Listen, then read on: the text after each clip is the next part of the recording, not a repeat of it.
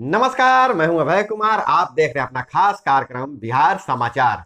बिहार समाचार में खबरें बिहार की, बातें बिहार की, देश दुनिया की तमाम खबरें जो आपको जानना जरूरी है। बिहार समाचार में हम खबर लेते हैं सत्ता के गलियारों से, पंचायत के गलियों से और गांव के चौपालों से, जो आपको जानना जरूरी है, जिससे हम आपको कराते हैं रूबरू। बिहार में अभी सबसे बड़ा बवाल चला हुआ है। सारण में शराब का तांडव, शराब से मौतें हुए हो रही हैं, लेकिन प्रशासन दबाव बनाकर आंकड़ा कम दिखा रही है। एक अखबार ने दावा किया है 52 लोगों की मौत हुई है, और जबकि कागजों पर 30 मौत दिखाया जा रहा है। पुलिस प्रशासन लगातार दबाव बना रही है कि शराब से अगर मौत की बात कहोगे तो जेल जाओगे और मुआवजा तो मिलना ही नहीं है। इस तरह की बातें आ रही है, जो गांवों में अफवाह फैल रही है।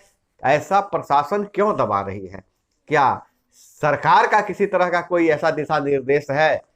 सरकार का दिशा निर्देश हो चाहे नहीं हो, लेकिन जो खुलासा हुआ है, थाना में जब्त स्प्रीट ही पहुंचती थी धंधेबाजों तक। यानी कि मतलब जो थाना में स्प्रीट जब्त होता था, थाना के माल खाने से वह स्प्रीट धंधेबाजों के पास पहुंच जाता था और इसी से शराब बनाया जाता था। तो मौतों का आंकड़ा बढ़कर 52 हो गया है। पूरे बिहार में हाहाकार मचा हुआ है शराब बंदी को लेकर, जहां तरह तरह की बातें हो रही हैं। लोगों का विश्वास अब सरकार पर से उठता हुआ जा रहा है, जैसा देखने में आ रहा है। सारण के 3 प्रखंडों में जहरीली शराब से उजड़ गए हैं कई परिवार। मृतकों में कई धंधेबाज भी शामिल है, और दर्द जिधर जाइए उधर ही चित्कार सुनने में आ रहा है। कहीं से महिला रो रही है कि कोई नहीं बचा है, सिर्फ एक लोग ही बचा है, कैसे जिंदगी पार होगा। और यद्दू मोड़ से शुरू हुआ था मौत का तांडव, डोइला से बरहौली तक गया। जो मौत का एक लाइन में तांडव शुरू हुआ था, शराब पीते गए लोग, मरते गए। अब बहुत सारे ऐसे लोग हैं दूसरे पंचायतों में जहां शराब से लोग बीमार हैं, लेकिन डर के मारे किसी से कह नहीं रहे हैं। डर के मारे शराब के से मौत हुई है ऐसा कह नहीं रहे हैं, और न ही उनसे इलाज करवा रहे हैं तो किसी को बता रहे हैं। तो ऐसी स्थिति है शराबबंदी बिहार में कि न उगलते बन रहा है और न ही निगलते बन रहा है। और इधर जदयू के एक नेता गोपाल मंडल, वो कहते हैं कि कोर्ट से कब्जा दिलवाने में समय लगता है, पीड़ित को न्याय नहीं मिल पाता है, इसलिए हम ऑन स्पॉट फैसला लेते हैं। मेरा पुराना स्टाइल है, हम लोगों को कब्जा दिलाते हैं और लोगों से एग्रीमेंट भी करते हैं। गोपाल मंडल का यह बयान है, खुलकर बोले हैं गोपाल मंडल। गोपालपुर के जदयू विधायक गोपाल मंडल विवादों में है। जमीन कब्जा मामले में हुई है FIR, और एक न्यूज चैनल पर उनका इंटरव्यू यह वायरल हुआ है कि हम तो सांसद बनना चाहते हैं, विधायक को उतना पावर नहीं है, और कोर्ट से कब्जा लेने में, कब्जा दिलवाने में कोर्ट बहुत लेट करता है, इसलिए हम कब्जा दिलवाते हैं और उसके लिए एग्रीमेंट भी करते हैं। वहीं प्रधान शिक्षक भर्ती परीक्षा लगता है कि फिर से लटक गया है। प्रधान शिक्षक भर्ती नियमावली को हाई कोर्ट ने बताया बेअसर। 22 दिसंबर को होनी थी परीक्षा।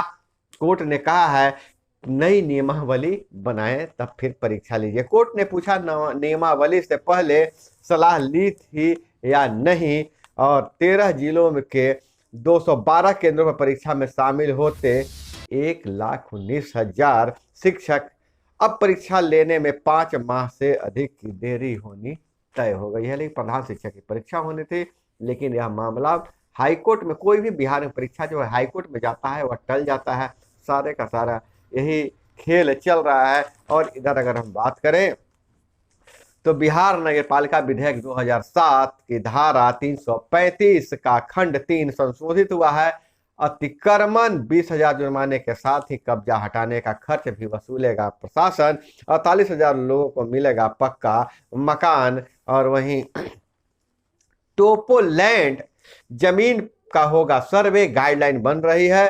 फिलहाल इसका म्यूटेशन संभव नहीं है। अगस्त 2022 से असर्वेक्षित टोपोलैंड जमीन की रजिस्ट्री शुरू पर म्यूटेशन नहीं होगा। और इधर गया में विष्णुपथ मंदिर में नए साल में बनेगा एक और निकास द्वार, दक्षिण हिस्से की ओर बनाने पर विचार, मंदिर में भीड़ पर कंट्रोल के लिए हो रही है तैयारी, सुरक्षा की रहेगी प्राथमिकता। और इधर सुरक्षा परिषद में पाकिस्तान भारत को घेरने का प्रयास कर रहा था, लेकिन विदेश मंत्री एस जयशंकर ने ही उसे घेर लिया। कहा कि लादेन और संसद हमले के दोषियों के पनाहगार हमें नसीहत नहीं दीजिए, अंतर्राष्ट्रीय मंचों से आतंकवादियों को बचाया जा रहा है, जयशंकर का बयान है। विदेश मंत्री जयशंकर का संयुक्त राष्ट्र सुरक्षा परिषद में पाकिस्तान के विदेश मंत्री के कश्मीर मुद्दा अलापने पर दो टूक जवाब दिया है। दुनिया बदली है, संयुक्त राष्ट्र संघ का विस्तार हो।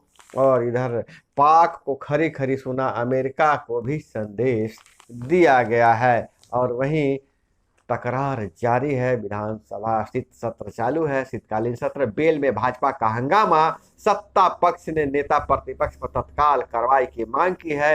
विरोध के बीच हंसी भी, सीएम ने भाजपा विधायक की पीठ थपथपाई और हंसने लगे।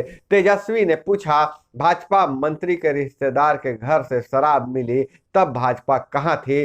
नीतीश बोले, भाजपा मरने वालों के लिए मुआवजा क्यों मांग रही है, क्यों वह शराबियों के साथ है? हालांकि नीतीश कुमार बार बार यह कहते हैं कि मरने वालों को हम एक पैसा नहीं देंगे और जो शराब पिएगा से मरेगा ही। कला एवं संस्कृति को मिलेगा बढ़ावा, फरवरी तक सभी जिलों में पदाधिकारी होंगे नियुक्त। अभी तक कला संस्कृति कार्यक्रम का जिम्मा जिला के डिप्टी कलेक्टर के पास होता है और सांस्कृतिक कार्यक्रमों फिर मेन स्ट्रीम में लाने की तैयारी है। और इधर गोधरा कांड की बात करें, केस के 17 दोषियों की जमानत पर अपील की सुनवाई छुट्टी के बाद होगा। सुप्रीम कोर्ट ने उम्र कैद के दोषी को बेल दी, कहा पत्थर फेंके थे 17 साल जेल में रहे हैं। लेकिन गुजरात सरकार ने कोर्ट से कहा है कि सिर्फ यह पत्थरबाजी का मामला नहीं है, सामान्य रूप से पत्थरबाजी का मामला नहीं है। पत्थर या इसलिए फेंक रहे थे कि साबरमती एक्सप्रेस में जो लोग आग से घिरे हुए थे और पत्थर फेंक कर उन्हें बाहर नहीं निकलने दे रहे थे और उन्हें झुलसा कर मार देना चाहते थे, ताकि जलती हुई बोगी से कोई बाहर नहीं निकले, इसलिए यह पत्थर फेंक रहे थे। इसलिए इनको कोई जमानत और बेल नहीं मिलना चाहिए। और इधर कोर्ट ने कहा है कि रिश्वत का सीधा सबूत न होने पर भी भ्रष्टाचार के दोषी हो सकते हैं। संविधान पीठ ने कहा भ्रष्टाचार का कैंसर सबको प्रभावित कर रहा है, शिकायतकर्ता की मौत के बावजूद राहत नहीं मिल सकती है। और इधर केंद्रीय योजनाओं में केंद्र कम दे रही है राशि, राज्यों को देनी पड़ रही है 75% राशि। यह आरोप है सत्ता का विधान परिषद में वित्त मंत्री का ने बयान दिया है। और जीवन में आगे बढ़ने और सफलता प्राप्त करने के लिए बेहतर शिक्षा अत्यंत आवश्यक, राज्यपाल का बयान है। और इधर अगर हम बात करें तो पंचायती राज विभाग को लेकर आज बहुत बड़ा फैसला होने वाला है, जैसा कि सदन के पटल पर रखा जाएगा। पंचायती राज विभाग में सभी विभागों को, सभी जो जितनी भी संस्थाएं हैं पंचायती राज विभाग के, ग्राम पंचायत, ग्राम कचहरी और ग्राम कचहरी से ग्राम पंचायत और बीडीसी मतलब पंचायत समिति, सारों के लिए अलग से एक नियमावली बनने वाली है। अब एकीकृत किया जा रहा है और वार्ड ग्राम समिति के खाते में कितने पैसे आएंगे, ग्राम पंचायतों को कैसे काम करना है और पंचायत समिति को कैसे काम करना है। वही पहली बार यह किया गया है कि जो पिछले बार जो वार्ड सदस्य थे वो अभी तक उपयोगिता प्रमाण पत्र नहीं जमा कर पाए, इसलिए 15वीं वित्त के भुगतान पर रोक लगा दिया गया है। मुखिया जी का पैसा फंसा हुआ है, उस पर भी फैसला जल्द होने वाला है। और वहीं वार्ड ग्राम समिति के खाते में डायरेक्ट पैसे आएंगे, किस किस मद के पैसे आएंगे, स्वच्छता अभियान के कितने राशि आएगी, 7 निश्चय पार्ट 2 का कितना आएगा, नल जल योजना में कितना आएगा, आज यह सदन में रखा जाने वाला है। देखिए आगे क्या होता है। और वहीं अगर बात करें खबर की तो बेटियां अगर पढ़ी लिखी हो तो बहुत कुछ कर सकती है। ऐसे ही एक बेटी औरंगाबाद जिले की बेटी ने मिसाल कायम किया है।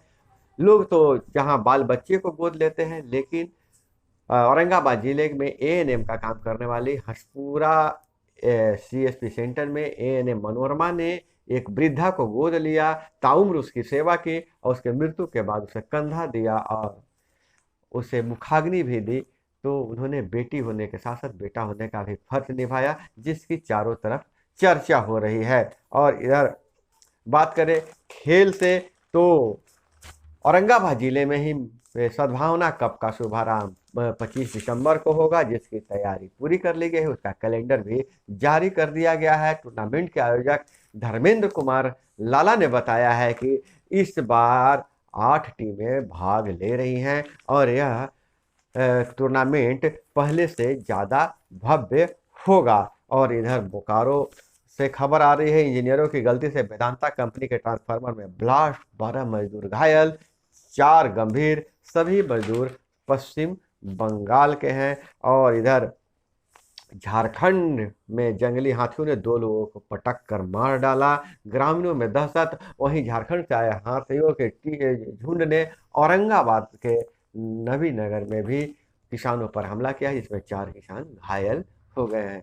तो यह तमाम खबरें जो आपको जानना जरूरी था। इसी तरह से खबरों के लिए जुड़े रहिए हमारे साथ। चैनल पे नए हैं तो चैनल को सब्सक्राइब कर लीजिए, वीडियो पसंद आए तो एक लाइक जरूर कीजिएगा। मिलते हैं अगले वीडियो में। जय हिंद, वंदे मातरम।